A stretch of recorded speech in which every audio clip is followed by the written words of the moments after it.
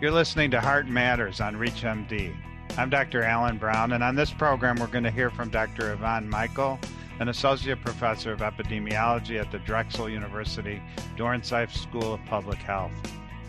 Here's Dr. Michael now talking about her study focusing on risk factors for coronary heart disease in postmenopausal women.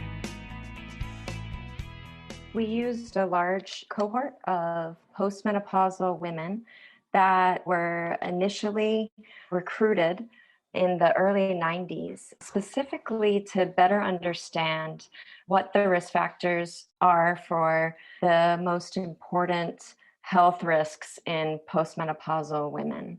And the study actually had multiple arms, including several clinical trials looking at hormone therapy, diet, and vitamin D.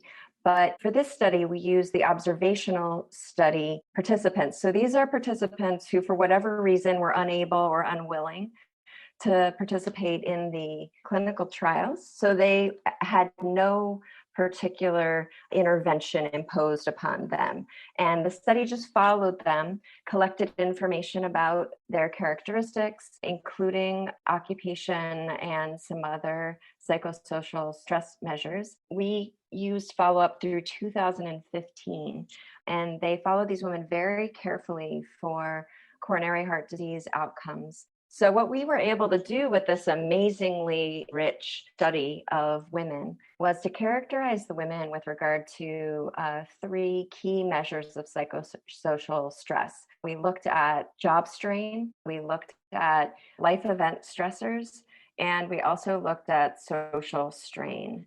So job strain in particular is looking at whether the women were working in jobs that were low control and high demand, or some combination thereof. So the highest type of job strain is those women who have very little decision latitude in their job, but have a lot of demand on their work. In terms of life event stressors, we asked women in terms of whether they had experienced over the past 12 months very specific types of stressors that are known to be very stressful in people's lives. So things like death of a spouse, death of a child, serious health condition, losing a job.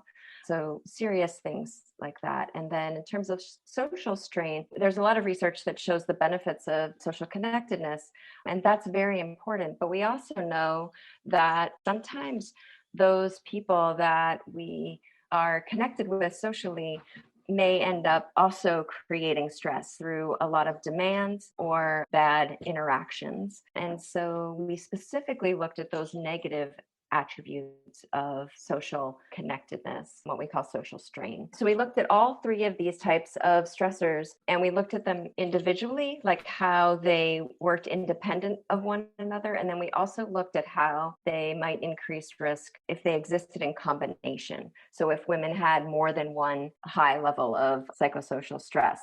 And we looked at how those markers of stress were associated with risk of coronary heart disease throughout the follow-up in the study. One really important thing about this study is that there's an incredible amount of clinical and behavioral and demographic data collected on these women.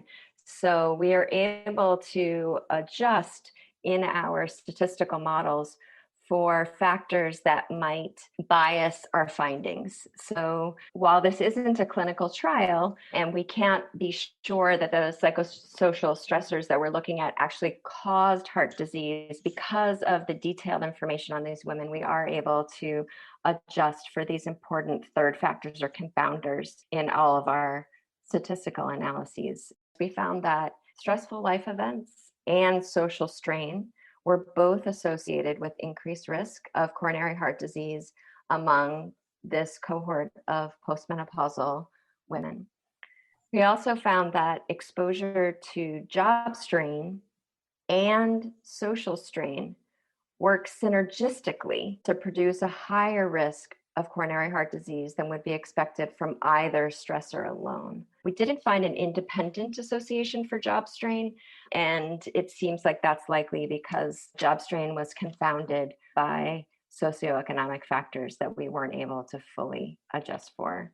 The study population that we considered was primarily white women, but in line with the fact that we've seen these, inequitable outcomes during the pandemic, and we know that there's disparities in CHD among women of color and in particular Black women. So future research should really evaluate specific risks in non-white women to better understand what's going on with that group.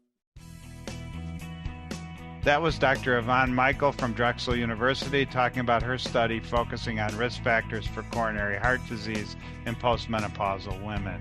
For ReachMD, I'm Dr. Alan Brown. To access this and other episodes in our series, visit reachmd.com/heartmatters, where you can be part of the knowledge. Thanks for listening.